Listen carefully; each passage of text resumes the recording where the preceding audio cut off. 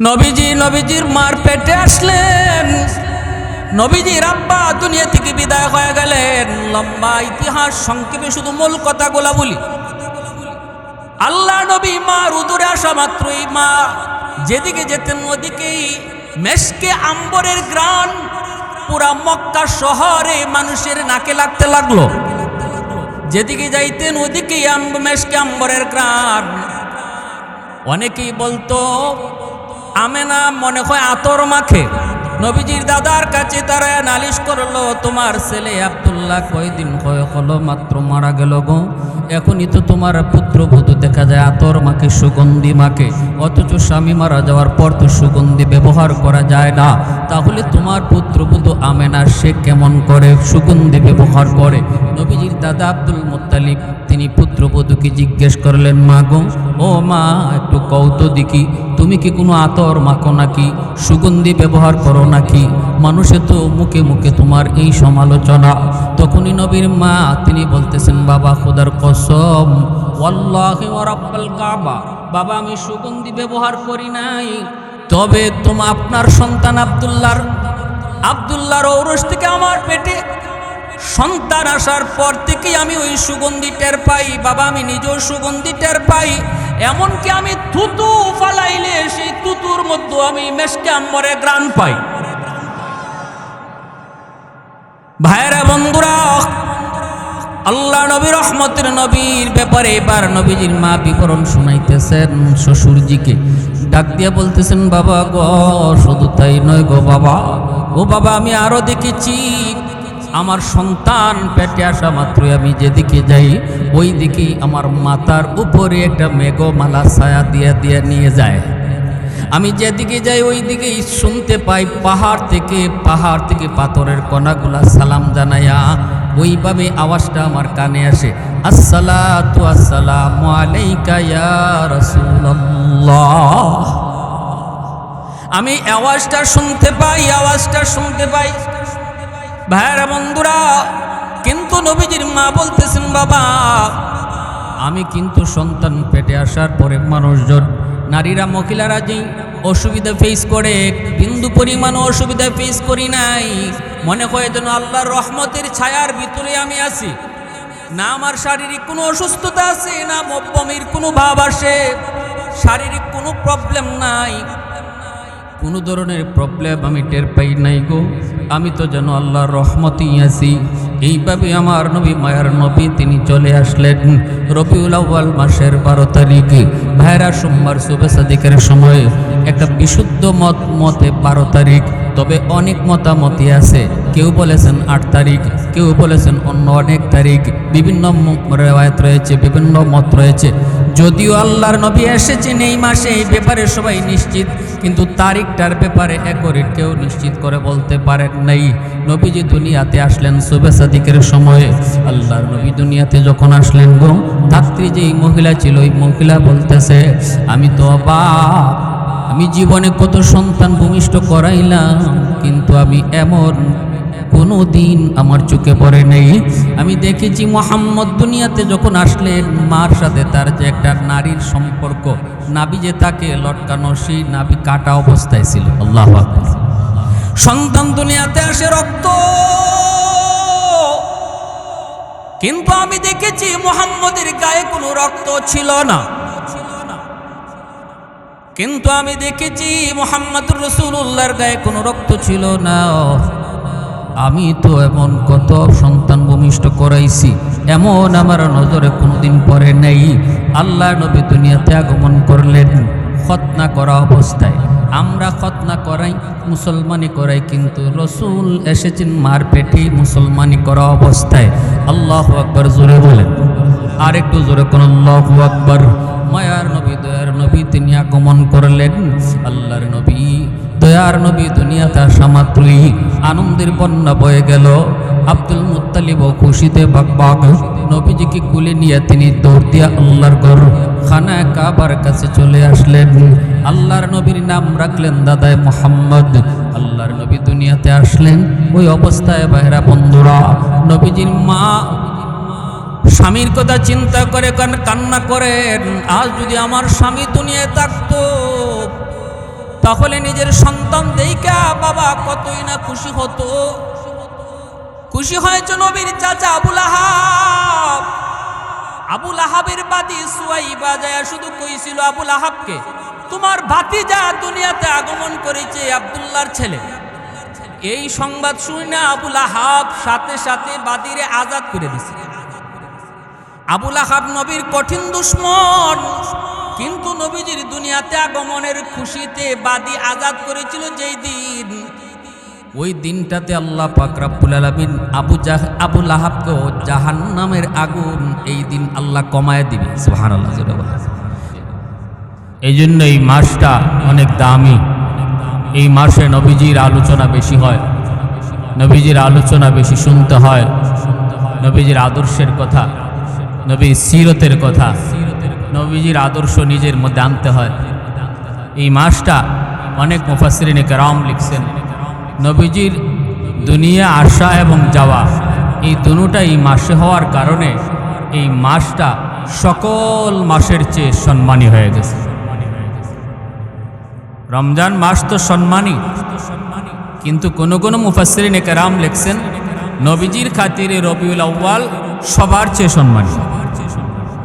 এজন্য আমি আপনাদের সম্মুখে কুরআনুল কারীমের একখানা আয়াতের অংশ বিশেষ তেলাওয়াত করেছি, যে আয়াতের আল্লাহ পাক বলেন, লাকাদ মান্নাল্লাহু আলাল মুমিনিন ইয বাআসা ফীহিম রাসূলাম মিনহুম। মুমিনদের উপর আমি আল্লাহ যত নিয়ামত, রহমত, বরকত যা বলি, আমি আল্লাহ যত নিয়ামত তাদেরকে দিয়েছি, সবচেয়ে বড় নিয়ামত হলো আমি আমার রসুলকে তাদের মাঝে পাঠাইছি। হাত আল্লাহর দেওয়া নিয়ামত, চোখ আল্লাহর দেওয়া নিয়ামত, সুস্থ দেহ আল্লাহর দেওয়া নিয়ামত, আমি কথা বলতে পারি এটা আল্লাহর দেওয়া নিয়ামত। কিন্তু আল্লাহ বলেন এমন শত নিয়ামত তুমি এক জায়গায় একত্রিত করলো, আমার রসুলকে যে তোমরা পাইছো এটা এর চেয়েও অনেক বড় নিয়ামত। সুবহানাল্লাহ আওয়াজ দিয়ে বলেন। এমনকি বেঁচে আছি আমরা, এটাও বড় নিয়ামত না? আল্লাহ আমার হায়াত দিয়েছেন, এখনো বেঁচে আছি, শ্বাস নিতে পারতেছি, এটাও বড় নিয়ামত না? এর চেয়েও বড় নিয়ামত হলো আল্লাহ রসুলকে আমাদের মাঝে পাওয়া। সুবহানাল্লাহ। কারণ কি ভাই? মুফাসসিরিনে কেরাম তাফসীরি কিতাবে এর ব্যাখ্যায় লিখছেন যে হায়াত একদিন শেষ হবে, আজ নয় কাল, এখন নয় তখন, 40 বছরে হোক আর 20 বছরে হোক, একদিন যাওয়া লাগবে, এটাই ঠিক। কিন্তু মরণের পর যদি আমি জান্নাতি হতে না পারি, মরণের পর যদি আমি জাহান্নামী হই, তাহলে দুনিয়াতে আমার হায়াত পাওয়া এটা ব্যর্থ, দুনিয়াত আসাটাই ব্যর্থ।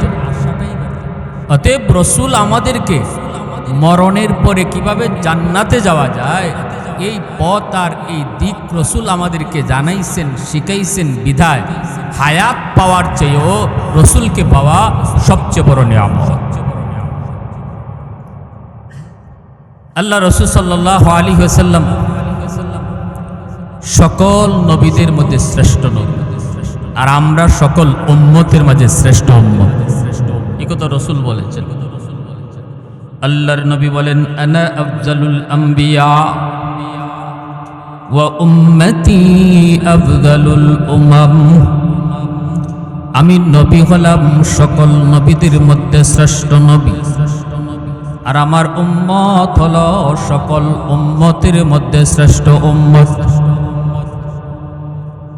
নবীজির খাতিরে আমরাও শ্রেষ্ঠ উম্মত হয়ে গেলাম, নবীজির উসিলায় আমরাও শ্রেষ্ঠ। মূসা নবী একদিন তুর পাহাড়ে যায় বলতেছেন, মালিক, ও মালিক, একটা প্রশ্ন করি। আমি মূসা জমিনে বৈশা তোমার সাথে কথা বলি, আমি ছাড়া আর কারো লগে তুমি কথা বলবানি? আল্লাহ, আমি ব্যতীত আর কেউ কেমন আছে যার সাথে তুমি জমিনে বৈশাও কথা বলবা? আল্লাহ পাক তখন বলতেছে, মূসা রে, তুমি কথা বলো, কিন্তু মাঝখানে পর্দা আছে। অদূর ভবিষ্যতে একদল উম্মত জমিনে আসবে রে মুসা, যাদের সাথে আমি আল্লাহ কথা বলবো, অথচ মাঝখানে কোনো পর্দা থাকবে না। লাইসা বাইনি ওয়া বাইনাহুম হিজাব, তাদের মাঝে আমার মাঝে কোনো পর্দা থাকবে না। এইবার মুসা নবী বলতেছে, মালিক এরা কোন উম্মত জানতে বড় মন চায়। আল্লাহ পাক বলেন, এরা হলো আমার বন্ধু মুহাম্মাদুর রাসূলুল্লাহর উম্মত, এরা হলো উম্মতে মুহাম্মদ, উম্মতে আহমদ। মুসা নবী বলে, মালিক আমি তো তোমার সাথে কথা বলি তোর পাহাড়ে আইসা, আল্লাহ ওরা কোন পাহাড়ে যায় কথা কইব। মুসা নবী তুর পাহাড় ছাড়া আর কোথাও আল্লাহর সাথে কথা বলার সুযোগ তিনি পেতেন না, অনুমতিও তার ছিল না। অনুমতি ছিল শুধু তুর পাহাড়ে যায় কথা বলার। এইবার মুসা নবী বলতেছে, মালিক আমি তো তুর পাহাড়ে এসে কথা বলি গো, কিন্তু ওই উম্মত তোমার সাথে কোথায় যায় কথা বলবে, কোন পাহাড়ে যায় তারা কথা বলবে। আল্লাহ তখন বলেন, মুসা রে আমার বন্ধুর উম্মত কোনো পাহাড়ে আইসা কথা বলা লাগবে না, ওরা যখনই নামাজে দাঁড়াবে তখনই আমার সাথে কথা শুরু হবে। এজন্যই রাসূল বলেছেন, মুসাল্লি ইউনাজি রাব্বা, নামাজি নামাজে আল্লাহর সাথে কথা কয়। আলহামদু বলার সাথে সাথে আল্লাহ পাক বলে, লিমানিল হামদ, কার প্রশংসা করো। নামাজি কয় লিল্লাহ। আবার আল্লাহ আবার নামাজির প্রশ্ন করেন, মানিল্লাহ, কে তোমার আল্লাহ। নামাজি কয় রব্বিল আলামিন, যিনি রব্বুল আলামিন তিনি হলেন আমার আল্লাহ, আমি তারই প্রশংসা করতেছি। তখনই আল্লাহ পাক আবারও নামাজিরে প্রশ্ন করে, মানির রব, কে তোমার রব। নামাজি কয় আর রহমানির রহিম, যিনি রহমান যিনি রহিম তিনি হলেন আমার আল্লাহ, তিনি আমার রব, তারই প্রশংসা আমি করি। আল্লাহ কিন্তু নামাজিরে তার পরিচয় দিতেছেন না, নামাজি শুধু শুনতেছে কে যেন তারে প্রশ্ন করে, কিন্তু আল্লাহ যে প্রশ্ন করে এটা নামাজি বুঝে না। এইবার আল্লাহ আবারও প্রশ্ন করে, বান্দা বল কে রহমান কে রহিম। কয় মালিক ইয়াউমিদ্দিন, যিনি কিয়ামত দিবসের মালিক তিনি। এইবার আল্লাহ নিজের পরিচয় দিয়া বলতেছেন, বান্দা শুন, এতক্ষণ পর্যন্ত তুমি যার সাথে কথা বলতেছো আমি তোমার আল্লাহ, আমি তোমার রব, আমি তোমার সাথে কথা বলতেছি। আল্লাহ পাক তখন বান্দারে পরিচয়টা দেন। নামাজি আল্লাহর পরিচয় পাওয়া মাত্রই তখন সে তার কথাকে ঘুরায় ফেলে। ধরন ছিল একরকম, এখন কথার ধরন অন্যরকম। নামাজি এবার কয় ইয়্যাকা না'বুদু ওয়া ইয়্যাকা নাস্তাঈন। আল্লাহ তুমি আমার সাথে কথা বলতেছো? বলে হ। ও মালিক তুমি আমার সাথে এতক্ষণ কথা বলেছো? বলে হ। এইবার নামাজি কয় তাহলে শোনো মালিক, আমি তোমারই ইবাদত করি, তোমারই কাছে সাহায্য চাই। আল্লাহ পাকের সাথে এতক্ষণ কথা বলেছে থার্ড পারসনে, শুধু এই তিনি আর তিনি কয়া।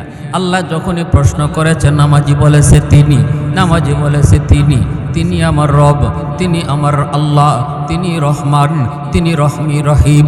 কিন্তু যখনই আল্লাহ কয় আমি তোমার মালিক, আমি তোমার রব, তখনই নামাজি কয় তুমি।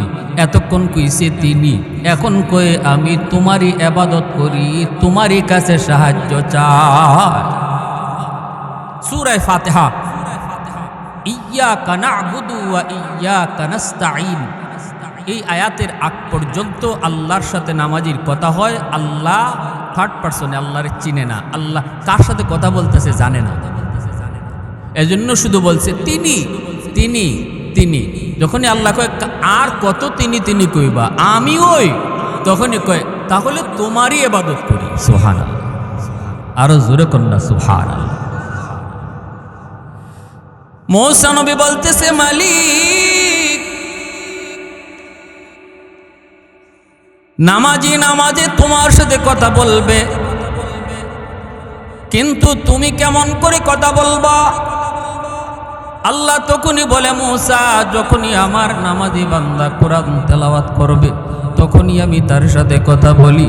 আমার বন্ধুর উম্মত যখন যেখানে কোরআন তেলাওয়াত করবে সেখানেই আমি আল্লাহ তার সাথে কথা বলি।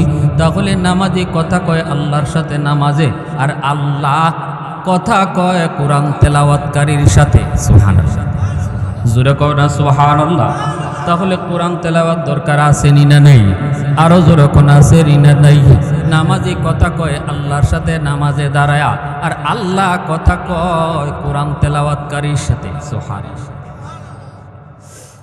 এজন্য আমাদের দাম এত বেশি যুবক, আমাদের মর্যাদা এত বেশি আল্লাহর দরবারে।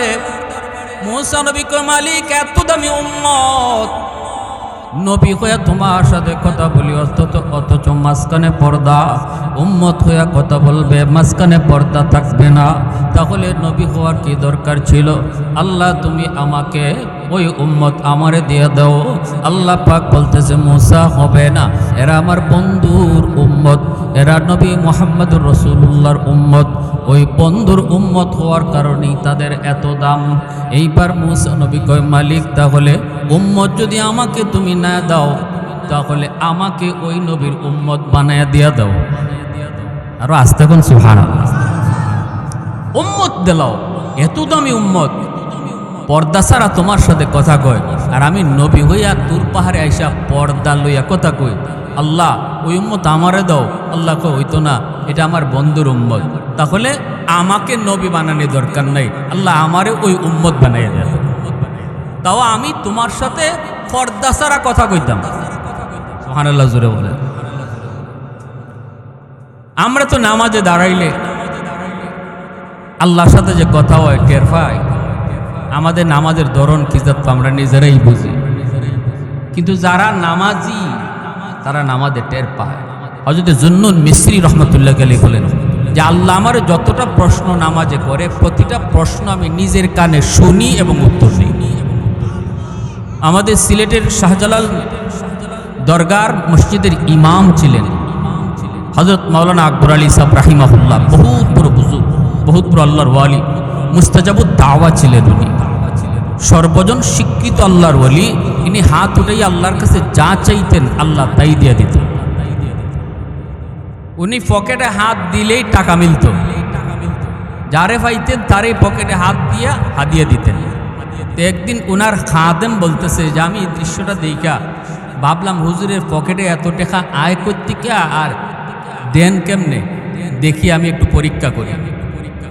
খাদেমের নিজের কারগুজারি যে সে বলে আমি পকেট থেকে একদম সাফ করে টাকা পয়সা হরাই রাখছি, দেখি এরপর হুজুরে কেমনে দিই। আমার চোখের সামনে একজন মানুষ আইছে, বিসমিল্লাহ কয়ে পকেটে হাত দিছেন আর মুঠ বইরা টাকা দিয়া দিছেন বাইক করে। সুবহানাল্লাহ, জোরে বলেন আল্লাহু আকবার। খালি চাইতেন আল্লাহ কবুল করতে। উনি নামাজ পড়াইতেন দরগা মসজিদে, ইমাম সাহেব ছিলেন। তো ওনার পিছনে নামাজ পড়তেছেন একদিন শাইখে কাতিয়া রহমতুল্লাহ আলাইহি। অনেকে হয়তো আপনারা নাম শুনছেন, কাতিয়ার শেখ সাহেব, মুরব্বীরা অনেকেই শুনছেন নাম। মদনী রহমতুল্লাহ আলাইহির একজন খাস শাগরেদ কুতবুল আলম শৈখুল ইসলাম হুসাইন আহমদ মাদানী রহমতুল্লাহ আলাইহির একজন খাস শাগরেদ ছিলেন, একদম মজনুনের মতো ছিলেন। মদনী কইয়ে কান্না শুরু করতেন, আমরাও হুজরতের খাস ছাত্র। তো একদিন উনি দরগার ইমাম সাহেবের পিছনে নামাজ পড়তেছেন, একদম সরাসরি পিছনে, একটু মনোযোগ দিয়ে শুনেন। তো কাতিয়ার সাহেব রাহিমাহুল্লাহ ইনি বলতেছেন যে আমি দেখলাম যে ইমাম সাহেব রুকু থেকে সোজা হইয়া দাঁড়ান না, রুকু থেকে সোজা হইয়া না দাঁড়াইয়ে সেজদায় চলে, অথচ নামাজে রুকু থেকে সোজা হইয়া দাঁড়ানো ওয়াজিব, দুই সেজদার মাঝখানে কোমর সোজা করে বসা ওয়াজিব। কেউ যদি রুকু থেকে সোজা হইয়া না দাঁড়ায়, কোন রকম একটু সোজা হইয়েই মানে একটু বাঁকা থাকতেই সেজদায় যায়, নামাজ হবে না। মুফতি সাহেবদের জিজ্ঞেস করবেন, ইমাম সাহেবের জিগাইবেন, আমরা তো নামাজ পড়ি কিন্তু নামাজের মাসলা জানি না। বহু নামাজি হাসরের মাঠে তার নামাজ খুঁজে পাবে না, কারণ নামাজ হয়ই নাই। আবার বহু মুসল্লি এমনও পাবেন দুই সেজদা দেওয়ার মাঝখানে যে বইতে হয় এই বওয়ার টাইমটা তার নাই, কোনো রকম মাথাটা উঠেই আরেকটা সেজদা দিয়া যায়। দুই সেজদার মাঝখানে বসা হয় না। ওয়াজিব ইচ্ছা করে যদি কেউ সারে নামাজ বাতিল, আর ভুলে যদি কেউ ওয়াজিব তরে করে সহসেজদা লাগে, এটা হলো মাসালা। তো কাতিয়ার সাহেব রাহিমাহুল্লাহ বলতেছেন, আমি দেখলাম দরগার ইমাম সাহেব রুকু থেকে সোজা হইয়া দাঁড়ান না, একটু বাঁকা থাকতেই সেজদা চলে যায়, তাহলে ওয়াজিব তরক হইতেছে, নামাজ বাতিল হয়ে যেতেছে। কত বড় সমস্যা। তো নামাজ শেষ হওয়ার পরে দরগার ইমাম সাহেব যদি কোনো নামাজ একটু ভুল করে বা ওনার যদি একটু সমস্যা হয়, এই কথা জিগাইবার মতো মানুষও তো এমনই হওয়া লাগবো। আমার আপনার মতো মানুষের সাহস হইব? অন্য মুসল্লিদের, সাধারণ মুসল্লির তো সাহস নাই। নামাজ শেষ হইলে পরে হুজরার ভিতরে তিনি যখন ঢুকছেন, তখন কাতিয়ার সাহাবও যায় ঢুকছেন। ঢুকে তিনি জিজ্ঞেস করেন, হজরত আপনি নামাজের মধ্যে ওয়াজিব তরক করে ফেলেন। ইনি বলতেছেন, কোথায়? কই রুকু থেকে সোজা হইয়া দাঁড়ান না। রুকু থেকে সোজা হইয়া দাঁড়ানো ওয়াজিব, এটা আপনিও জানেন, আমিও জানি, সবাই জানেন, অথচ আপনি কেন রুকু থেকে সোজা হইয়া দাঁড়ান না? নামাজ তরক হয়ে যাবে, নামাজ বাতিল হয়ে যাবে, এটা তো ওয়াজিব তরক। যেই মাত্র এই কথাটা কাতিয়ার সাহেব বলছেন, দরকার ইমাম সাহেব চোখ থেকে দর দর করে পানি ধরে কাঁদতেছে আর কয়, মালিক আমি ভুল করেছি, তুমি আমারে মাফ করো। কাতিয়ার সাহেব বলতেছে, হজরত আপনি আল্লাহর কাছে মাপ চাইবেন, ভালো কথা, কিন্তু আপনি এমনটা করেন কেন একটু বুঝতে চাই। আগে বলেন আপনি কি মাসালা জানেন না? ইনি বলেন, আমি মাসালা জানি। জানেন যদি কেন আপনি ভুল করেন? তখন তিনি বলতেছেন, হজরত বিয়াদবি মাফ করবেন, দুজনই আল্লাহর ওলি, দুজনই কুতুব। এইবার তিনি বলতেছেন, আমি কেন এমন করি নিজেও জানি না, কারণ আমার তখন হুঁশ থাকে না।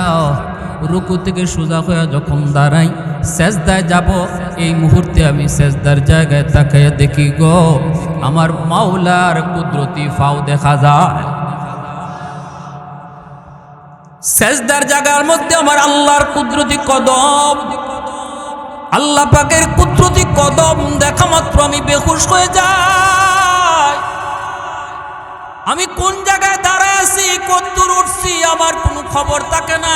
তাড়াতাড়ি আল্লাহর কদমে সেজদায় পড়ে যাই। এজন্য বলতেছিলাম, যুবক, আল্লাহর হুকুম মানার জন্যই শুধু নামাজ না, বরং নামাজের সাথে মহব্বত তৈরি হওয়া লাগবে। নামাজের সাথে যদি তোমার আমার মহব্বত তৈরি হয়, তখনই দেখবেন নামাজের স্বাদ আসবে, নামাজের ভিতরে মজা আসবে। একক তো নামাজ যদি কাজা হয়ে যায়, তখন অন্তরে ব্যথা লাগবে, অন্তরে ব্যথা লাগবে। ভাইরা বন্ধুরা, আল্লাহ পাকের জন্যই বলতেছিল মূসা, না না মূসা, উম্মত তোমাকেও দেওয়া যাবে না, বরং তোমাকেও ওই উম্মত বানানো যাবে না, তুমি অনেক আগে চলে আসছো। সুবহানাল্লাহ। আর আমার বন্ধুর উম্মত আরো অনেক পরে আসবে। এজন্যই এই নবীর উম্মত আমরা, নবীর খাতিরে আল্লাহর কাছে এত দাম, এত দাম। যেই নবীকে আল্লাহ পাক রব্বুল আলামিন কুল কায়নাতের জন্য রহমত বানিয়ে পাঠাইছেন, এই রবিউল আউয়াল মাসে নবী আগমন করেছেন। বাবা আব্দুল্লাহ, মা হলো আমেনা। মক্কার সবচেয়ে সম্মানী বংশ কুরাইশ বংশে নবীজির জন্ম হয়েছে। ভাইরা বন্ধুরা, নবীজি দুনিয়াতে আগমন করবেন, বাবাও তো এমন জানতেন, বাবা নর। বাবা আব্দুল্লাহ আব্দুল মুত্তালিবের সবচেয়ে মায়ার সন্তান। বিবাহ করার আগেই তার ললাটের ভিতরে নূরে মুহাম্মদী চমকায়। আব্দুল্লাহকে বিয়ের বয়স হয়ে গেল। মক্কার সুন্দরী নারীরা নবীর বাবা আব্দুল্লাহকে দেখলে পরে তারা পাগল হয়ে যেত, এত ললাটের ভিতরে একটা নূর চমকাইতেছে। মেয়েরা নিজের থেকে বাবাকে যায় বলতো, বাবা গো দেখো না, আব্দুল মুত্তালিবের ছেলে আব্দুল্লাহর সাথে আমাকে বিবাহ দেওয়া যায় কি না। অসংখ্য অগণিত প্রস্তাব আসতে শুরু করলো নবীর দাদার কাছে, আব্দুল মুত্তালিবের কাছে। তিনি তো আশ্চর্য হয়ে গেলেন, ঘটনা কি? নারীরা কয়, আমরা আব্দুল্লাহর ললাটে এমন একটা নূর দেখতেছি, যে নূরের কারণে তার প্রতি সবাই আমরা আকৃষ্ট। এই নূরটা তো অন্য কোনো নূর নয়, এই নূরটাই হলো আমার আপনার নবী, নবী মুহাম্মদুর রাসূলুল্লাহর নূর। যখনই মা আমেনার সাথে নবীর বাবার বিবাহ হয়ে গেল 3 দিন পর যখন তিনি এই পথ দিয়ে যান, নারীরা আর তার দিকে আকৃষ্ট হয় না। জিজ্ঞেস করেছেন, ঘটনা কি? তোমরা এখন কেন আমার দিকে এভাবে তাকাও না? কয়, তোমার ললাটে যেই নূর ছিল সেই নূরটা আর এখন তোমার ললাটে নাই গো। মনে হয় তুমি বিয়ে করে ফেলেছো, নূর ট্রান্সফার হয়ে গেছে। সুবহানাল্লাহ, আর একটু জোরে সুবহানাল্লাহ। নবীজির মার পেটে আসলেন, নবীজির আব্বা দুনিয়া থেকে বিদায় হয়ে গেলেন। লম্বা ইতিহাস, সংক্ষেপে শুধু মূল কথাগুলা বলি। আল্লাহ নবী মার উদরে আসা মাত্রই মা যেদিকে যেতেন ওদিকেই মেশকে আম্বরের গ্রান পুরা মক্কা শহরে মানুষের নাকে লাগতে লাগলো। যেদিকে যাইতেন ওদিকেই মেশকে আম্বরের গ্রান। অনেকেই বলতো আমেনা মনে হয় আতর মাখে।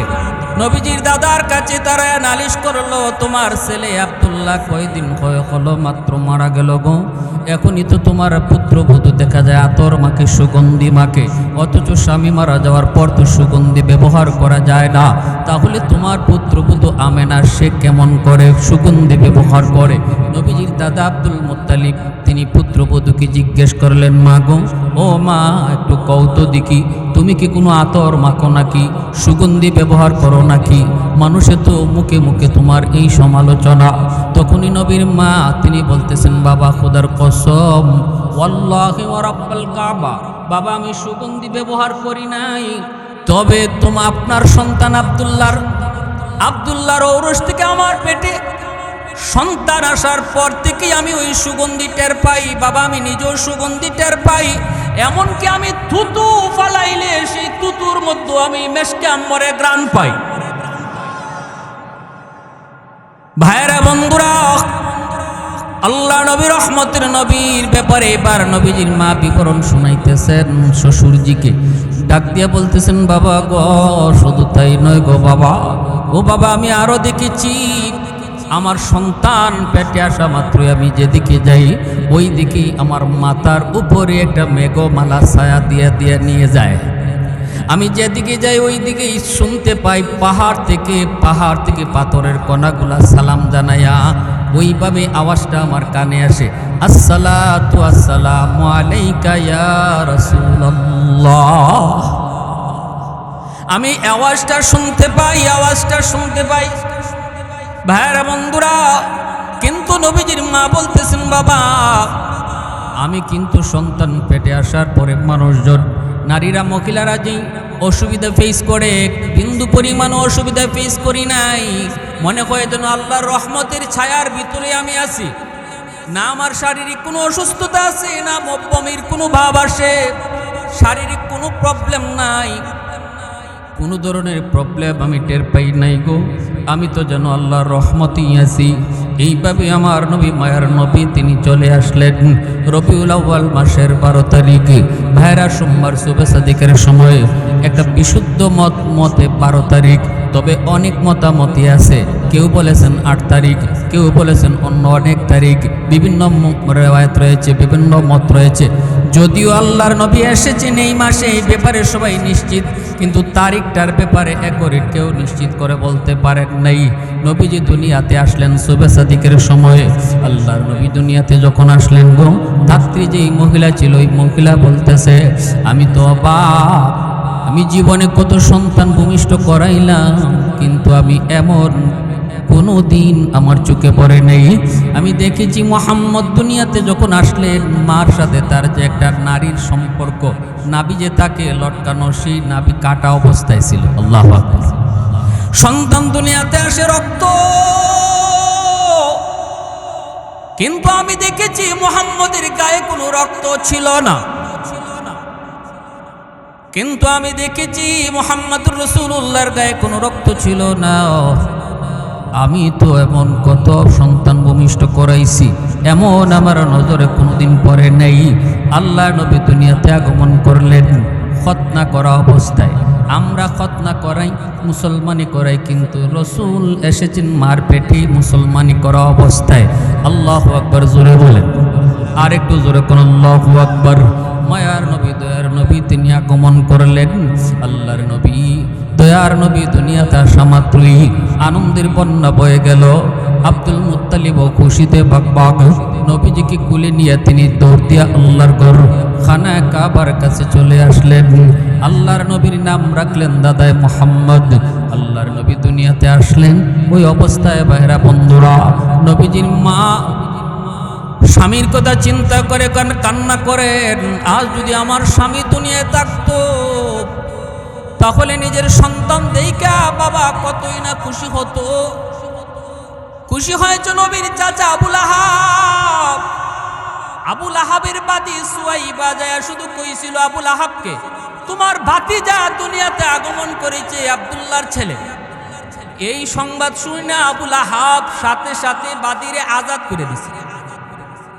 আবুল আহাব নবীর কঠিন দুশমন, কিন্তু নবীজির দুনিয়াতে আগমনের খুশিতে বাদী আজাদ করেছিল যেই দিন, ওই দিনটাতে আল্লাহ পাক রব্বুল আলামিন আবুল আহাবকে জাহান্নামের আগুন এই দিন আল্লাহ কমায় দিবে। সুবহানাল্লাহ। বাদীকে আজাদ করেছিল নবীর আসার খুশিতে, আঙ্গুল তুলে এরকমভাবে আজাদ করে দিয়েছিল। নবীজির বাবা দুনিয়াতে নাই, এজন্য তো নবীর মা তিনি তো কান্না করেন, মনটা বড় ভারী। আল্লাহ পাক রব্বুল আলামিন অন্তরে ইলহাম করে দিলেন, আমেনা, ও আমেনা, তুমি মনে করেছো আজ যদি তোমার স্বামী দুনিয়ায় থাকতো, মুহাম্মদের বাবা দুনিয়ায় থাকতো, তাহলে তারে নিয়ে খেলাধুলা করতো, তারে নিয়ে এখান ওখানে যাইতো, মানুষজনকে দেখাইতো। কিন্তু মনে রাখো হবে না, মুহাম্মদ শুধু তোমার সন্তান এতটুকুই তার পরিচয় নয়, মুহাম্মদ হলো আমি আল্লাহর বন্ধু। অতএব দুনিয়ার কোনো খেলার সাথী তারে খেলবে, তারে নিয়ে খেলাধুলা করবে মাটির পাতিল, খেলাধুলা করবে হাড়ির পাতিল, খেলনা লইয়া। এটা আমার বন্ধুর খেলার সাথী না। আমি তো আমার বন্ধুর খেলার সাথী বানাবো আকাশের চাঁদ আর সূর্যকে। আমার বন্ধু যখন খেলতে যাবে, এজন্যই খাসাইসুল কুবরা নামক কিতাবের ভিতরে লিখেন, নবীজির চাচা হযরত আব্বাস রাদিয়াল্লাহু তাআলা আনহু তিনি একদিন আল্লাহর নবীকে বলতেছেন, নবী যখন নবুয়তি পেয়েছেন, বলতেছেন, বাবা মুহাম্মদ, আজ তুমি অনেক বড় হয়েছো, অনেক বড় নবী হয়েছো, কিন্তু শিশুকালের একটা দৃশ্য এখনো আমার চোখে ভাসে, আমি এই প্রশ্নের কোনো সমাধান পাই না। এখন তোমারে জিজ্ঞেস করি বাবা, বলো তো দেখি তুমি জবাব দিতে পারবা কি না?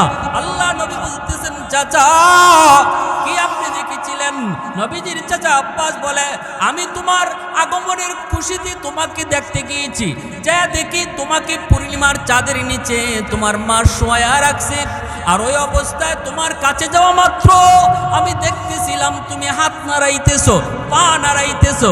শিশু বাচ্চাগুলি যেভাবে হাত পা নাড়ায়, এইভাবেই তুমি হাত পা নাড়াইতেছো, আর তোমার হাতে পায়ের তালে তালে আকাশের চাঁদটাও নাচতেছে। আমি সেদিন দেখেছি তোমার হাতের তালে চাঁদ নাচে, পায়ের তালে তালে চাঁদ নাচে। বাবা মুহাম্মদ, ওই দিন তো আমি শুধু দেখেছি, কিন্তু প্রশ্ন করব কার কাছে? আজ আমি তোমাকে এই প্রশ্নটা করালাম, সমাধান দাও। কি আমি দেখেছি, কি আমি দেখেছি একটু কও। রাসূল বলেন, চাচা সেদিনের কথা আমার আজও মনে আছে। আরো আসতে কইবেন না সুবহানাল্লাহ। দুধের শিশুর বড় হওয়ার পরে দুধকালীন সময়ের ঘটনা মনে থাকে, আমার আপনার মনে আছে? তাহলে বোঝা গেল নবীগণ যদিও দুধের শিশু, কিন্তু আল্লাহ তাদেরকে শিশুকালে বড় মানুষের বুঝ দিয়া রাখে।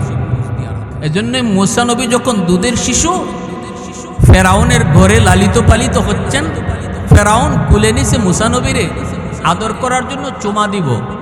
মুসা নবী তো বুঝে গেছেন, দুধের বাচ্চা কিন্তু বুঝে গেছেন যে এই হারামি তো আমার এখন চুমা দিতে চাইতেছে।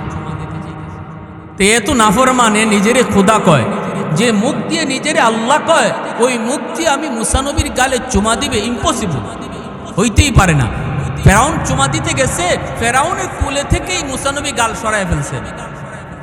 এবার ফেরাউনের মাইন্ডে লাগলো, ঘটনা কি রে, এই বাচ্চায় গাল সরাইলো কেন? এখানেই শেষ না, এরপরে মুসা নবী ফেরাউনের কুলে বইসা ফেরাউনের গালে কষাইয়া একটা চর মারছে।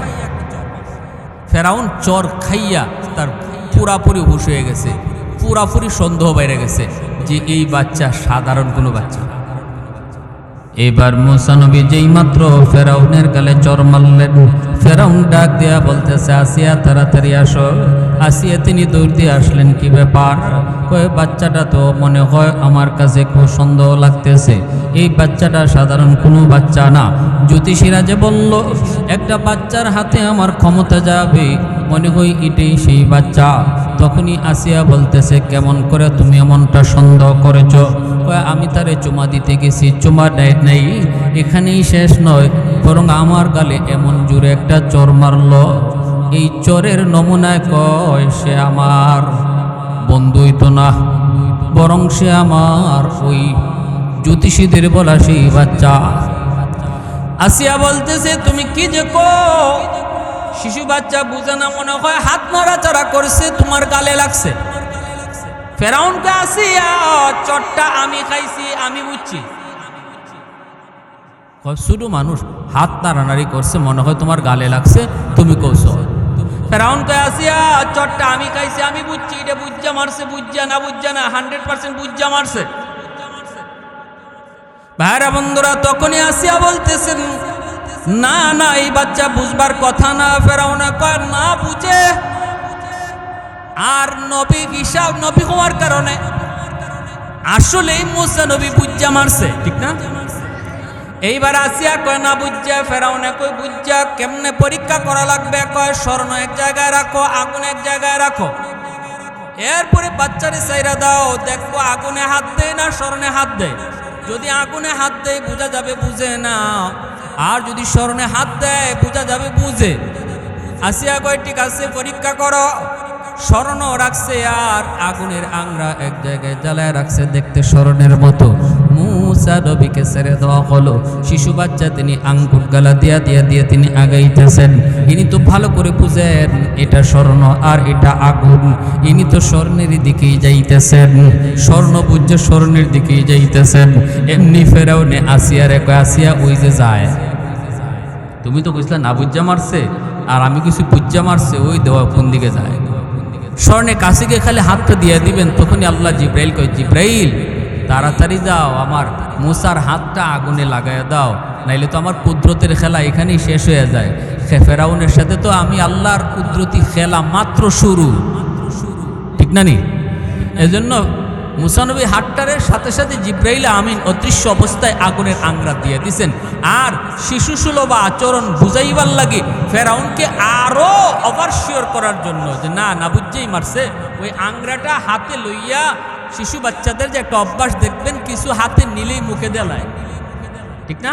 তো ওই আগুনের আংরা মুসা নবী হাতে লইয়াই মুখে দেয়া দিছেন, আর ওই জিব্বার আগাটা পড়ে গেছে, যার কারণে মুসা নবীর সারা জীবন কথা বাস্তব, কথা স্পষ্ট ছিল না।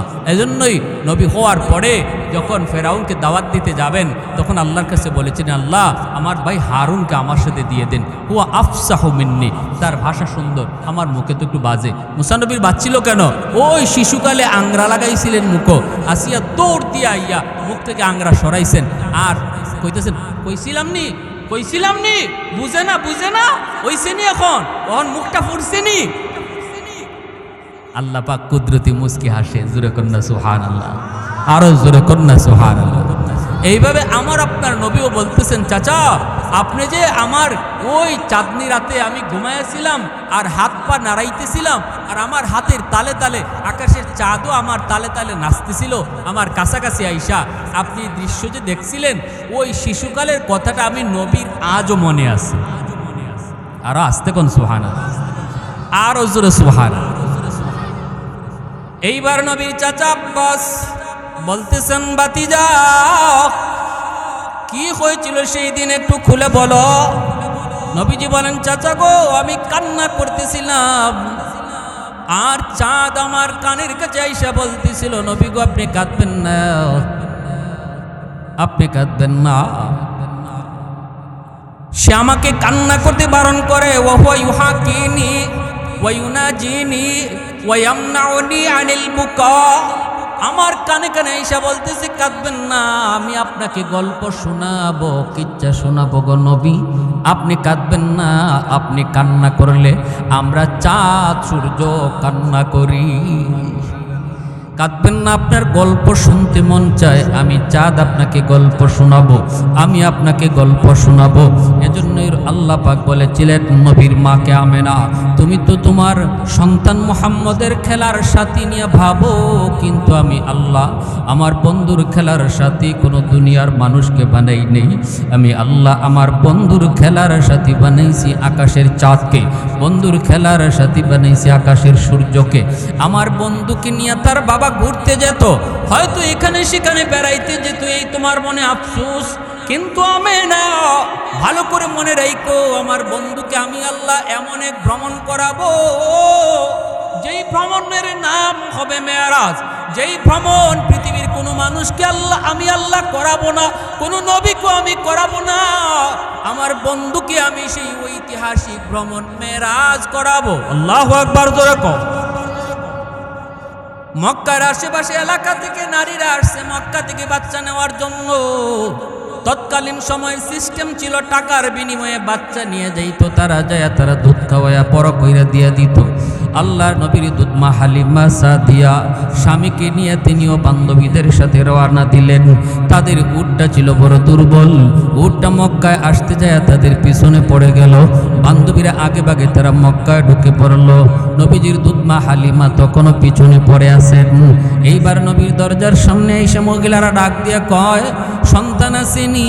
নবীজির আম্মা বলে আছে। কয় বাবা আসেনি? নবীর আম্মা বলেন না, আমার সন্তানের বাবা নাই, এতিম, আমার সন্তান এতিম। তখনই ওই মহিলারা বলতো, না না, এতিম ছেলে নেওয়া যাবে না গো, এতিম ছেলে নিলে হাদিয়া বেশি মিলবে না, বাপ যার নাই সে টাকা দেবে কোত্থেকে। মহিলারা সবাই চলে গেল, রসুলকে নিল না। বলুন তো ওই মহিলারা জিতছে না ঠকছে? আর একটু জোরে কও, জিতছে না ঠকছে? হালিমা সাদিয়া তিনি আসলেন, নবীজির দরজার সামনে ডাক দিলেন, মা। নবীর মা বলতেছেন আছে, কিন্তু এতিম। হালিমা সাদিয়া বলে, আমেনা দরজা খুলো, আমি তোমার এতিম মুহাম্মদকে একটু দেখি, দেখার সুযোগ আমাকে দিবানি। নবীজির আম্মা যেই মাত্র দরজাটা খুলছেন, খোলা মাত্রই নবীর চেহারা দেখা হালিমা সাদিয়া আল্লাহু আকবার কয়ে চিৎকার মেরে উঠলেন। ডাক দিয়ে বলতেছেন, গো আমেনা, আমি হালিমা জীবনে কত সন্তান দেখেছি, কিন্তু তোমার মুহাম্মদের মতো এত সুন্দর সন্তান আমি জীবনে কোনোদিন দেখি নাই। আমেনা বলতেছে, হালিমা তুমি কেমন করে দেখবা, আমি আমেনাও দেখি নাই। আল্লাহ পাক কই, জিব্রাইল আমার বন্ধুর মতো সুন্দর আর কাউকে ওরা দেখে নাই, তুমি জিব্রাইল দেখছনি? জিব্রাইল আমিন কয়, আল্লাহ আমি পৃথিবীর উত্তর থেকে দক্ষিণ, পূর্ব থেকে পশ্চিম তাম দুনিয়া আমি সফর করেছি, কসম করে বলতে পারি মালিক তোমার বন্ধুর মতো আমি জিব্রাইল কাউকে দেখি নাই। তখনই আল্লাহ পাক কয়, জিব্রাইল তুমি কেমন করে দেখবা, আমেনা কেমন করে দেখবে, হালিমা কেমন করে দেখবে? আমি আল্লাহ কি বলি শোনো, আমার বন্ধুর মতো সুন্দর আর একজন পৃথিবীতে আমি আল্লাহ অতীতে বানাই নাই, কিয়ামতের আগে বানাবো না। উলফত মে তেরি ওয়াইসি নে দান কো তোরা, वो बकर उमर नक्श कदम तेरा न छोड़ा, उल्फत में तेरी वैसी ने दंदान को तोड़ा, वो बकर उमर नक्श कदम तेरा न छोड़ा, आयो शाक नबी वाक़ असरार मदीना, सुल्तान का सुल्तान है सुल्तान मदीना, सरकार का सरकार है सरकार मदीना, गुलजार का गुलजार है गुलजार मदीना। अल्लाह ने मक्का ही में ये काबा बनाया, इस काबा का काबा तेरे मरकद को बनाया, अल्लाह ने मक्का ही में ये काबा बनाया, इस काबा का काबा तेरे मरकद को बनाया, ऐसा लम्हा जी चले जा राह मदीना, सुल्तान का सुल्तान है सुल्तान मदीना। सरकार का सरकार है सरकार मदीना गुलजार का गुलजार है गुलजार मदीना आवाज दिया कन्ना अल्लाहु अकबर मायार नबी दयार नबी के कुले निये हालिमा सादिया उटेर पीठे बसबेन हालिमा सादियार स्वामी उठे बोलतेছে उठ चल बाड़ी चले যাব টাকা লাগবে না পয়সা লাগবে না যেই সন্তান পাইছি এতে আমরা খুশি আল্লাহু আকবার জোরে কও কিন্তু উট যে বসা আছে উঠে না নড়ে না চড়ে না উঠে পিঠায় উঠ নড়ে না এইবার উট আল্লাহর কাছে জবান চায় মালিক আমাকে একটু জবান দিবাডি আমি তোমার বন্ধুর পরিচয়টা আমার মালিককে শোনাইতে চাই সাথে সাথে উটের জবান আল্লাহ খুলে দিয়েছেন উট জবান দেয়া কয় মালিক আমারে পিটাও না মাইরো না যতই মারো উঠবো না হাঁটবো না কারণ তোমার বিবি কাকে কুলে নিয়ে পিছনে বইছে তুমি তারে না চিনলো তোমরা তারে না চিনলো আমি উট তারে চিনে ফেলেছি ইনি আখিরি জামানার নবী ইনি রাহমাতুল লিল আলামিন ইনি সাইয়্যিদুল মুরসালিন ইনি দু জাহানের বাদশা তার উসিলায় আল্লাহ কায়নাত সৃষ্টি করেছে উনাকে যদি পিছনে রাখো মালিক তুমি যদি সামনে বসো নবীর সাথে বেয়াদবি হয় তুমি পিছনে চলে যাও আর তোমার বিবিরে কও রাসূলকে কুলে নিয়ে উটের সামনে বইতো আমি উটকে মারা লাগবে না আঘাত করা লাগবে না আমি দ্রুত বেগে দৌড়াইতে থাকবো সাথে সাথে হালিমা সাদিয়ার স্বামী ডাক দিয়ে কয় গো হালিমা কাকে কুলে নিয়ে আইছো তুমিও চেনো না আমিও চিনলাম না কিন্তু উট তারে চিনে ফেললো সামনে চলে আসো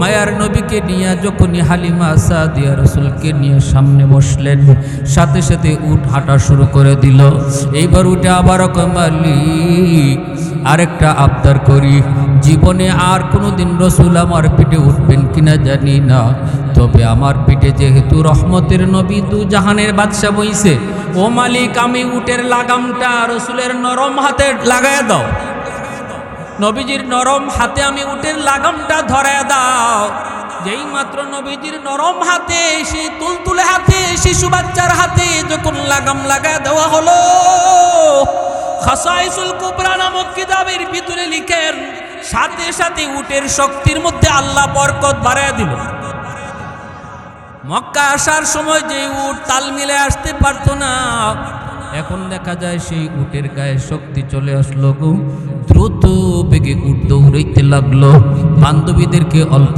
সময় পেছনে ফেলে দিল বান্ধবীরা ডাক দিয়ে কয় হালিমা এটা কোন উট মক্কা যাবার সময় যেটা এটা নাকি অন্য কোনো উট হালিমা সাদিয়া কয় না গো বান্ধবীরা নতুন কোনো উট নয় এটা পুরানটা ওই শক্তি এলো থেকে হালিমা সাদিয়া কয় মক্কা যাবার সময় উটের লাগাম ছিল আমার স্বামীর হাতে আর এখন বাড়ি যাবার সময় উটের লাগাম রাহমাতুল লিল আলামিনের হাতে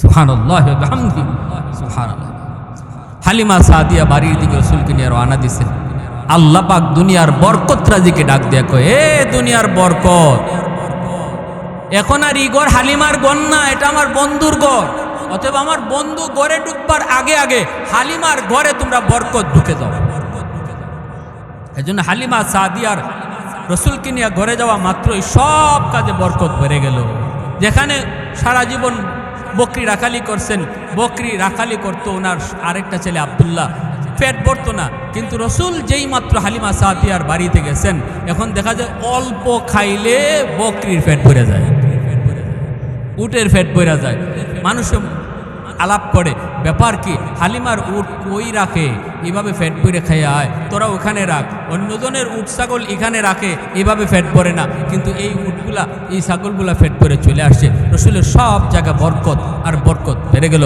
ওই বরকত নবীর আলোচনা, এই আলোচনাটা হলো মিলাদুন নবীর পাঠ। এটা রসুলের জন্ম বৃত্তান্তর সাথে সম্পৃক্ত। যেই মাত্র রসুলের বয়স 40 হয়ে গেল, তখনই আল্লাহর পক্ষ থেকে ওহী নাজিল হলো, রসুলকে নবুয়তি দান করা হলো। তখন থেকে রসুলের জীবনের সিরাতুন নবীর পাঠ। রসুলের জীবন দুই ভাগে বিভক্ত। একটা হলো জন্ম থেকে নিয়ে 40 বছর পর্যন্ত, এই পাঠটা হলো মিলাদুন নবী, জন্ম সংক্রান্ত আলোচনা। আর 40-এর পর থেকে নিয়ে 63 বছর পর্যন্ত রসুলের জীবনের এই পাঠটা হলো সিরাতুন নবী। এই সিরাতুন নবীর আলোচনার ভিতরে আমরা নামাজ পাবো, রোজা পাবো, হজ পাবো, হালাল পাবো, হারাম পাবো। অর্থাৎ কোরআন নাজিল হয়েছে 40-এর পরে। 40-এর পরের জীবনী নিয়ে আলোচনা করলে হালাল হারামের বিধিবিধান পাওয়া যায়, নামাজ রোজার আলোচনা পাওয়া যায়। অতএব সিরাতুন নবী রসুলের যে 40-এর পরের অংশ, এই হায়াতের এই অংশে আলোচনা করাটা ফরজ এবং এই আলোচনা মাননীয়, এটা পালনীয়। এজন্য সিরাতুন নবী হলো পালন করার বস্তু। আর মিলাদুন নবীর আলোচনা এতক্ষণ আপনাদেরকে যা শোনাইছি, এগুলা হলো স্মরণীয় আলোচনার বিষয়। আলোচনা করলে নফল বন্দেগীর সওয়াব। রসুলের জন্ম কিভাবে হয়েছিল, জন্মের সময় অলৌকিক ঘটনা কি ঘটছিল, রসুলকে নিয়ে উঠে কি হয়েছিল, এই আলোচনাগুলো শুনবো। এখানে আমরা নামাজ রোজা হালাল হারামের বিধান পাবো না ঠিক, কিন্তু নফল বন্দেগীর সওয়াব হবে, ঈমান তাজা হবে। কিন্তু সিরাতুন নবীর আলোচনা না করলে আপনি নামাজই পাইবেন না, আপনি রোজাই পাইবেন না, আপনি হালাল হারামই পাইবেন না। যারা বলবে মিলাদুন নবী মানি, সিরাতুন নবী মানি না, এরা রসুলের জীবনের ওই কোরআনের অংশকেই মানল না, হালাল হারামের বিধিবিধান যে অংশ পাওয়া যায় এটাকেই মানল না। ভাইয়ের আমার, কোনোটাই মানি না বলা যাবে না, মানি আমরা সবই, কিন্তু বুঝতে হবে একটা আলোচনার বিষয় আর একটা পালন করার বিষয়। পালন করার বিষয়টাই যদি তুমি কেউ মানো না, তাহলে তো তুমি রসুলের জীবনের আলোচনাই করলা না। নামাজ পাইবা কোত্থেকা, রোজা পাইবা কোত্থেকা? সিরাতুন নবীর আলোচনা করা ফরজ আর মিলাদুন নবীর আলোচনা করা নফল। অতএব কেউ যদি কই মিলাদুন নবী মানি, সিরাতুন নবী মানি না, সেজন্য লঙ্গি খুললা পাগড়ি পরল। সে কি করলো? লঙ্গি খুললা পাগড়ি পরলো। পাগড়ি পরা তো নফল, আর লঙ্গি পরা, লঙ্গি পরা জোরে কইন। এজন্য আমরা বিতর্কে যাই না, আমরা বুঝের কথা বলি। মিলাদুন নবী মানি না, এটাও ঠিক না। যদি কেউ মানি না, তাহলে রসুলের জন্ম বৃত্তান্ত আপনি মানেন না, মানতে হবে। জন্ম থেকে নিয়ে 40 বছর পর্যন্ত এই পাঠটাকে আপনি মানবেন না কি করে? মানতে হবে। এটা হলো আলোচনার বিষয়, শুনলে নফল বন্দেগীর সওয়াব। সিরাতুন নবীর পাঠ হলো আমার পালনীয় বিষয়। রসুলের সিরাতুন নবীর পাঠ থেকে একটা ঘটনা শুধু মন দিয়ে শুনেন, আমি আপনাদেরকে শোনাই। দেখেন রসুলের আখলাক, এখান থেকে কত মাসালা বের হয়েছে, শরীয়তের কত বিধিবিধান বের হয়েছে। রসুল একদিন ইহুদি এলাকা দিয়ে যাইতেছেন, নবীজির সাথে আছেন হযরত আলী রাদিয়াল্লাহু তাআলা আনহু। আল্লাহ রসুল যাইতেছেন, ওই অবস্থায় ওই ইনি মাত্র মুসলমান। সে আইয়া রসুলকে বলতেছে, নবী গো, এই এলাকায় মুসলমান আমি একা, সব ইহুদি, অভাব যায় না, দুর্ভিক্ষ যায় না। আমি তাদেরকে বললাম, এমনি অভাব যাবে না, তোমরা এক আল্লাহর উপরে ঈমান আনো, তাহলে আল্লাহ তোমাদের অভাব দূর করে দিবে। এই কথা কইতেই ওরা সবাই কালেমা পড়ে মুসলমান হয়ে গেছে। কিন্তু নবী গো, মুসলমান হইছে ঠিক, অভাব তো গেল না। এখন তারা আমাকে বলতেছে, তোমার কথায় কালেমা পড়ে মুসলমান হয়েছি, অভাব তো গেল না। কই, কি ব্যাপার? আমাদের তো ঘরে খাওয়ার নাই, তাড়াতাড়ি তুমি খানা দেও মিয়া, খানা দাও। মুসলমান হইছি, এখন খানা দাও। আল্লাহ তো খানা দেয়, আমাদের ঘরে খানা পাঠাও, নাইলে আমরা আবার ইহুদি ধর্ম গ্রহণ করে ফেলবো। ওই লোকে কইতেছে, নবী গো, আমি এখন পড়ছি বিপদ, আমিও গরিব মানুষ, এরা খাওয়াই মুখ থেকে। আল্লাহ রসুল বলে, আলী, বাইতুল মালে কিছু আছে? হযরত আলী বলতেছে, ইয়া রাসূলুল্লাহ, বাইতুল মালও খালি, তিমুক থেকে। রসুল পড়ছেন বিপদে। ওই সময় একজন ইহুদি, অনেক ধনী এক লোক, সে আইসা বলতেছে, মুহাম্মদ, আমি তোমাকে এই মুহূর্তে সাহায্য করতে পারি। আল্লাহর নবী বলেন, কি সাহায্য করবা? কই 40 মন খেজুর আমি তোমাকে দিব। রসুল বলেন, তাহলে এটাই তো আমার দরকার, বিনিময়ে তুমি কি চাও? কই 40 মন খেজুর দিব, 40 মিসকাল স্বর্ণ মুদ্রার বিনিময়ে। আল্লাহ রসুল বলেন, স্বর্ণ মুদ্রা তো আমার কাছে এখন নাই। আল্লাহ রসুল বলেন, ঠিক আছে, তুমি আমাকে 40 মন খেজুর দিয়ে দাও, তোমাকে খেজুরের সিজনে আমি তোমাকে 40 মন খেজুর দিয়ে দিব। এতটুকু উপকার তুমি যদি করো, খেজুরের সিজনে তোমাকে দিয়ে দিব। ইহুদি বলতেছে, সিজন বুঝি না, তুমি আমাকে 3 মাস পরে দিয়ে দিবা। আল্লাহ রসুল বলেন, ঠিক আছে, 3 মাস পরে দিয়ে দিব। নবীজি এই কথা বলে তার কাছ থেকে 40 মন খেজুর এলাকার মানুষের মাঝে তিনি বন্টন করে দিলেন। এইভাবে ভাইয়েরা বন্ধুরা, রসুল এই বিপদ থেকে উদ্ধার হলেন। এই থেকে মাস যায়, দিন যায়, মাস যায়, দিন যায়, 3 মাস প্রায় কাছাকাছি। 3 দিন কিন্তু আরো বাকি আছে, 3 দিন আরো বাকি আছে। নবীজি ওই এলাকা দিয়ে একদিন যাইতেছেন, নবীজির সাথে আজকে আলী না, রসুলের সাথে হলেন হযরত ওমর। ইহুদি রসুলের রাস্তা আটকায় দিল, বলতেছে মুহাম্মদ খেজুর কই, আমার খেজুর দাও। আল্লাহ রসুল বলেন ভাই তোমার খেজুরের কথা আমার মনে আছে, তবে 3 দিন আরো বাকি আছে। কয়দিন? জোরাকন কয়দিন? 3 দিন বাকি আছে। ইহুদি বলতেছে মুহাম্মদ 3 দিন বুঝি না, এখন দাও এখন। তার এই কথাটা ন্যায় না অন্যায়? জোরে কন্যা ন্যায় না অন্যায়? টাইম মতো যদি একজনই দিয়া দেয় তাহলে তো এটা ঠিক আছে, টাইম ওভার হইলে পরে সেটা অন্যায়, ঠিক না? নি কর্জা টাকা আনছি আমি 1 সপ্তাহের জন্য, 1 সপ্তাহের ভিতরে যদি দিয়া দিই তাহলে এটা ন্যায়, 1 সপ্তাহের উপরে যদি যায় তাহলে এটা অন্যায়। 1 সপ্তাহের উপরে একদিনও যদি যায় আপনি তারে বলতে হবে ভাই 1 সপ্তাহের ভিতরে দেওয়ার কথা ছিল, রবিবারের ভিতরে দেওয়ার কথা ছিল, বাইরে আজকে পারি নাই, আরেকদিন সুযোগ আমাকে দেওয়া যাবে নি, এই কথাটা আপনি বলতে হবে, নাইলে আপনি গুনাহগার, নাইলে আপনি অন্যায়কারী।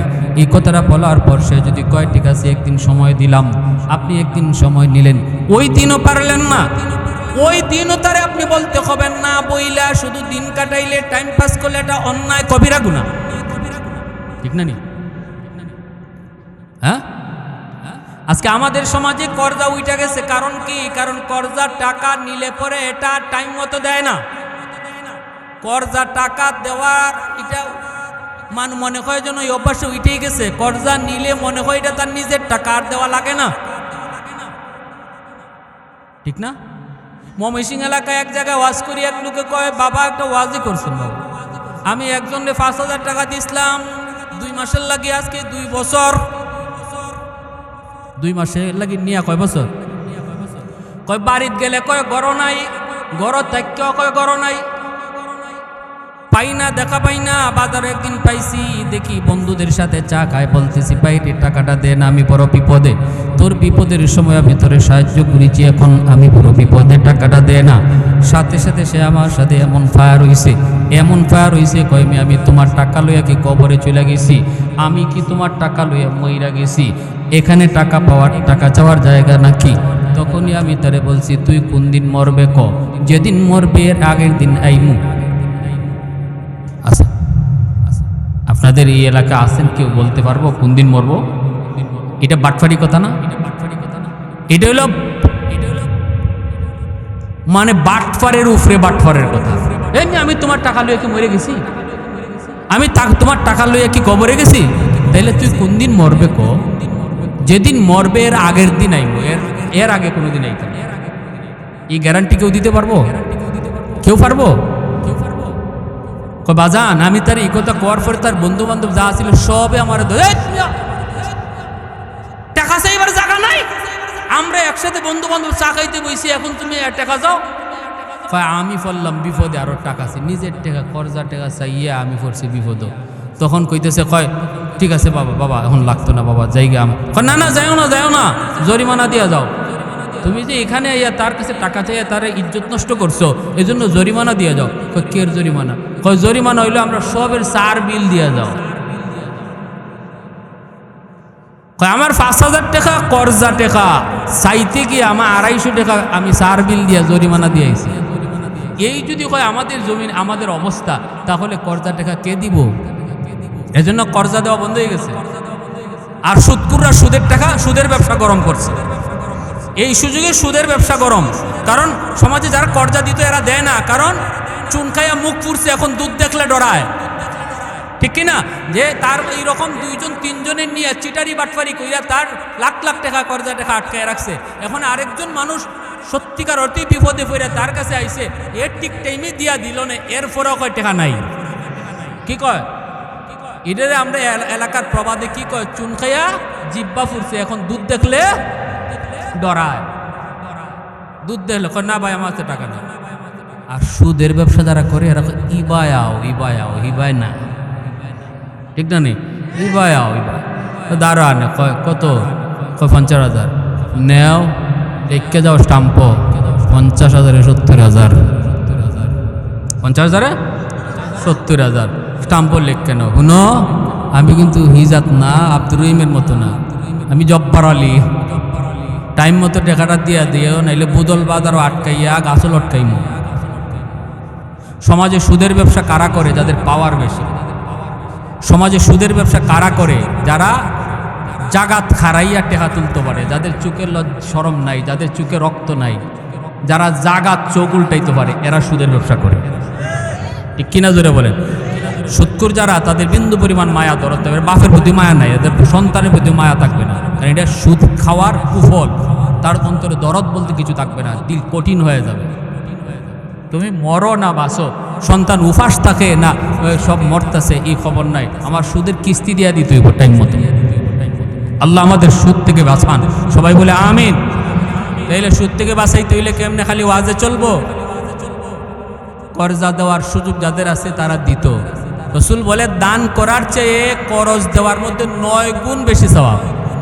আপনি দান করে দিয়েছেন একজন রে, এর থেকেও কর্জা দিলে 9 গুণ বেশি সওয়াব। এরপরও এই সওয়াবটা এখন আমরা নিতে চাই না, কারণ ডরাই, আমাদের খাসলত খারাপ। আমরা কর্জা নিলে আর এই টাকা ফেরত দিই না, টাইম পাস করি করি করি আর এই টাকা ফেরত দিই না। এই জন্য আল্লাহর ওয়াস্তে আপনাদের কাছে বলি, হাত জোর করে আমি প্রায় ওয়াজি কথাটা বলি, যারা করজ আনছেন করজ টাকা টাইম মতো দেয়া লাইয়েন, বিপদে পড়লে আরেকবার পাইবেন।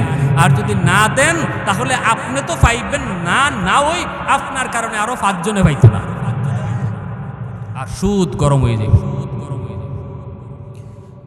আল্লাহ নবীর সাথে ইহুদি খারাপ আচরণ করতেছে। মোহাম্মদ, শেষ দিয়ে দিব, আর বেশি সময় নেই, আর 2-4 মিনিট। মোহাম্মদ, এই মুহূর্তে আমার খেজুর দাও। নবীজি বলে ভাই 3 দিন টাইম বাকি আছে। কয় 3 দিন বুঝি না। এই বইলা বইলা আল্লাহর নবীর সাথে খারাপ আচরণ করে করে নবীজির কলারের মধ্যে সে ধরে ফেললো, চরম আকারে খারাপ আচরণ শুরু করলো। নবীজির সাথে আছেন হযরত ওমর ফারুক রাদিয়াল্লাহু তাআলা আনহু। বলুন তো আপনারা, হযরত ওমর নরম না গরম? আরেকটু জোরে কন্যা, নরম না গরম? ওমরের নাম শুনলে শয়তান আরেক রাস্তায় ভাগত। রাসূল বলেন সবার সাথে শয়তান থাকে, কিন্তু আমার ওমরের সাথে শয়তান থাকে না। আল্লাহ রসুলকে সাহাবীরা জিজ্ঞেস করলেন, নবী গো, আপনার সাথেও কি শয়তান থাকে? রাসূল বলেন আমার সাথেও শয়তান থাকে, তবে আমার শয়তান কালেমা পড়ে মুসলমান হয়ে গেছে।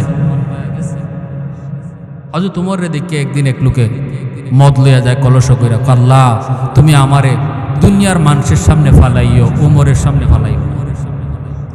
কিন্তু যেখানে বাঘের ভয়, জোরে হও, দেখবা আপনি যে জায়গাটা আপনার ডর বেশি, এখানে আপনি একটা না একটা দেখবেন, ঠিক না?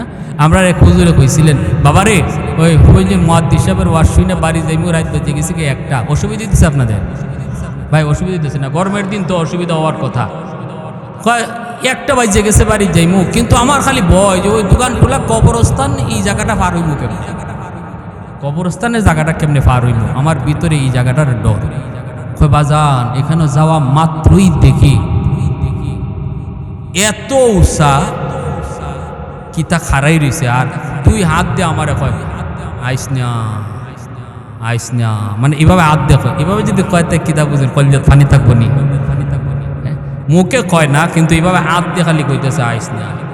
হুজুরে কয় কের যাইতাম, উল্টায় যে ভাই ওয়াজের বাদ। আর এক সময় যে লা হাওলা ওয়ালা কুওয়াতা ইল্লা বিল্লাহ পড়তাম, ই দোয়া মুখ দেয় না, খালি কই লা হালালা লা হালালা লা হালালা। দেখবেন বিপদে পড়লে, দেখ কার বাড়ি যদি আগুন লাগে, যার ঘরে আগুন লাগছে হে বাইরিয়া কইতো না নি আগুন বে ফানি আনি, কথা কইতে পারে না, খালি আ। কারণ কঠিন বিপদের মুহূর্তে ঠিক মতো কথা বাইর হয় না। হুজুর বলতেছে আমার মুখ দিয়ে দোয়া বাইর হয় না। আরেক দিক দিয়ে দৌড়ে বাড়িতে গেছি, গিয়া খাফতেছি, রাত কোনোরকম কাটছে, সকালে আইসি কই দেখি আমারে না করছে কেটায়, আইয়া দেখি 2 কলা পাতা বাতাসে এমনি লড়ে। হ্যাঁ, তো এই জন্যই কয় বনের বাগে খায় না, মনের বাগে, ঠিক না নি? তো হযরত ওমর রাদিয়াল্লাহু তাআলা দেখে খালি কইতেছে আল্লাহ সবের সামনে ফালাইও। হঠাৎ করে হযরত ওমর তার সামনে দিয়ে আসতেছে। এইবার কয় আল্লাহ, কই ইসলাম ওমরের সামনে ফালাইও না, তুমি তো ওমরের সামনেই ফালাইয়া দিলা। আল্লাহ এখন কি হয় জানি না, ওমরের হাতের তলোয়ার তো খোলা। ও মালিক, আমার অন্তত আজকের দিনের জন্য তুমি বাঁচাও। জীবনের লাগে আমি মদের ব্যবসা বাদ দিমু, মদ খাইতামও না, মদ ছেড়ে দিমু, আল্লাহ আজকের লাগে শুধু বাঁচাও। এই কথা কইয়া কোনো রকম রাস্তার কিনারা দিয়ে যাইতেছে কলস মদ লইয়া। হজরত উমরের পাশ দিয়ে খালি যাইবুগা ভাবছে হজরত উমর দেখতেন না। হজরত উমরের কাছাকাছি যাওয়া মাত্রই সমানে সমানে হইছেন করে হজরত দাঁড়াও, হের তো খুলজাত পানি নাই আছে নিয়া, আছে নিয়া। হজরত উমর কাছে আইছেন, আইয়া কইতেছেন কলসে কি? এখন কিতা কইব? কলসে কিতা আপনারা কোন জোরে কোন, কও না কেন কলসে কি? কয় হুজুর দুধ। কিতা কয়? মদ না হইয়া কিতা কয়? দুধ। হে বাপসে যাচ্ছে দুধ খাওয়ার পরেও যদি কন্যা চেতে যাও ডাকনা তো লাগাই যাও, কিন্তু না তা হইছে না। হজরত উমর যেই মাত্র কইছে দুধ, উমর বলেন ডাকনা হরাও। অন যদ্দুরই ফানি আসিল হের কলিজা তদ্দুর আর নাই। এখন ডাকনা হরাইব, হরানোর সময় আত নিতেছে আর আতে খালি এমনি কাঁপতেছে, কারণ উমরের হাতে তলোয়ার তো খোলা, তলোয়ার তো ধরা। যেই মাত্র দেখবা মদ, মুহূর্তের ভিতরে খোল্লা আলোক। দেখো আল্লাহ কবর তো আমার ইগানোই, আজকে মরণ তো আমার ইগানোই, তবে আল্লাহ তোবা করে নিলাম, জীবনের লাগে আর গুনাহ করতাম না, শেষ সময় তোবাটা কবুল কইরো। এই কথা কইয়া আঁক পাও কাঁপতেছে আর কলসটার থেকে হরাইতেছে আর কইতেছে আল্লাহ তুমি বাঁচাইও, বাঁচাইবার মালিক তুমি, তোবা করছি খাটি দিলে আর করতাম না। ডাকনাটা হরানি মাত্রই সায়া দেখে কলস ভরা মদকে আল্লাহ মুহূর্তের মধ্যে কলস ভরা দুধ বানাই দিছে। এর নাম হইল তওবা, এর নাম হইল তওবা। তওবার মতো তওবা করো, মুহূর্তের ভিতরে আল্লাহ মদের দুধ বানায় দেয়া দেয়। মুহূর্তের ভিতরে গুনাহগারকে আল্লাহ নেকটার বানায় দেয়, মুহূর্তের ভিতরে গাঞ্জাখুরকে আল্লাহ ওলি বানায় দেয়। এর নাম হলো তওবা। তো ওই লোকটি যখন আল্লাহ রসুলের সাথে বেয়াদবি করতেছে, হযরত ওমর পাশে দাঁড়ানো, হযরত ওমরের শরীর কাঁপতেছে, তলোয়ার চালাইয়া দিবা কিন্তু মারতে পারেন না। রসুল তো এখানে সাথে হাজির, আল্লাহ রসুলের ইশারা ছাড়া তো ওমর তলোয়ার চালাইতে পারেন না। হযরত ওমর উৎসাহে কাঁপতেছেন। এইবার রসুলের সাথে সে বেয়াদবি করে করে রসুল হযরত ওমরের দিকে তাকাইছেন, তাকায় দেখেন ওমরের চোখগুলি লাল লাল হয়ে গেল। আমি আপনি কইলে বলতাম কিরে বেটা তুই চায় চায় দেখোস কেন, আমার সাথে এত খারাপ আচরণ করে, তলোয়ার লাগা। কিন্তু আল্লাহ নবী হযরত উমরকে ধমক দিয়া বলেন, উমর চোখ লাল করছো কেন? চোখ নিচের দিকে নামাও, সে পাওনাদার, দুই কথা বলতেই পারে, তোমার আমার রাগ করা উচিত নয় রে উমর। যেই মাত্র উমরকে রসুল ধমক দিয়ে দিলেন, নবীজির ধমককে হযরত উমর মাথার নিচের দিকে দিয়ে দিলেন। এরপরে আল্লাহর নবী কাছে আইনা বলতেছেন, উমর যাও তারে 40 মণ খেজুর তারে করে দিয়ে দাও, তবে দেওয়ার সময় তারে 10 খেজুর বেশি দিও। হযরত উমর বলতেছেন, নবী গো বেশি কেন দিব? আল্লাহ রসুল বলেন, উমর রে তুমি যে তার দিকে চোখ লাল করে তাকাইছো, এর জরিমানা হলো 10। আরো আস্তে কোন সুবহানাল্লাহ। মনে দিছে আপনাদের এলাকার সবেরই আখলাক। আমাদের সামনে এমন হইলে পরে বডিগার্ড যে থাকতো, এরে কইলাম না তোরে বেতন এমনি দিইনি, সায়া সায়া দেখোস কে লাগা, ঠিক না? কিন্তু আল্লাহ রসুল হযরত উমরে উল্টা ধমক দিয়া কয়, যাও খেজুর দেওয়ার সময় 10 বেশি দিও। হযরত উমর চোখের পানিটা মুছেন আর লোকটারে নিয়ে গাজাইতেছেন, কান্না করেন। 40 মণ খেজুর দিলেন, দেওয়ার সময় 10 বেশি দিবেন। ইহুদি বলতেছে, উমর বেশি কেন দিতেছ? হযরত উমর বলে, কথা বাড়াইস না রে ভাই, এখনো কিন্তু আমার রাগ কিন্তু হজম হইছে না। যা দেই তুই লইয়া যা, বেশি কথা বাড়াবি না। কয় না, আমাকে বলতে হবে 10 বেশি কেন? যেই মাত্র কইছে বলতে হবে 10 বেশি কেন, তখন হযরত ওমর বলেন, তাহলে শোনো এ বেটা শুন, আমারে চিনোনি আমি কেডা? কয় চিনি, আপনি ওমর। আমি নরম না গরম? কয় গরম। আজকে আমার নবীর সাথে তুমি যে বেয়াদবিটা করেছো, আমি ওমর কাছে থেকে কোনো প্রতিবাদ করতে পারলাম না, কারণ রসুল স্বয়ং এই জায়গায় হাজির, নবীর অনুমতি ছাড়া আমি কিছু করতে পারি না। যদি আজকে আল্লাহর নবী এখানে না থাকতেন, তাহলে তোমার এই মুহূর্তের ঠিকানা হইতো কবর, ঠিক না নি? 10 বেশি দিতেছি আমি, যে তোমার দিকে চোখ লাল করে তাকাইছি। রসুল বলেছেন এর জরিমানা যেন 10 বাড়ায় দেয়। শোনা মাত্র ইহুদি বলতেছে, ওমর আমার খেজুর নেওয়া লাগবে না গো, এখনই আমাকে নবীর দরবারে নিয়ে চলো, আমি আল্লাহর নবীর হাতে হাত রেখে কালেমা পড়ে মুসলমান হয়ে যাব। কারণ আমি তাওরাত কিতাবের একজন আলেম, আমি তাওরাত কিতাবের ভিতরে পেয়েছি আখিরি জমানার নবী যিনি হবেন তার এই আলামত থাকবে। একটা আলামত ছিল এমন, তিনি হবেন খুলুকে আজিমের অধিকারী নবী। খারাপ আচরণ উনার সাথে কেউ করলো উনি খারাপ আচরণ করবেন না, উনি খারাপ মন্দের জবাব ভালো দিয়ে দিবেন, মন্দের জবাব তিনি মন্দ দিয়ে দেন না। এইটা তাওরাত কিতাবে উল্লেখ রয়েছে। আমি মুহাম্মদুর রাসূলুল্লাহর যতগুলি আলামত ছিল সব পাইলিছি, এই একটা আলামত শুধু পাওয়া বাকি ছিল। এজন্য আমি ইচ্ছা করেই খারাপ আচরণ করেছি। অতএব ওমর আমি আর দেরি করতে চাই না, এখনই নবীর দরবারে নিয়ে যাও, আমি কালেমা পড়ে মুসলমান হয়ে যাব।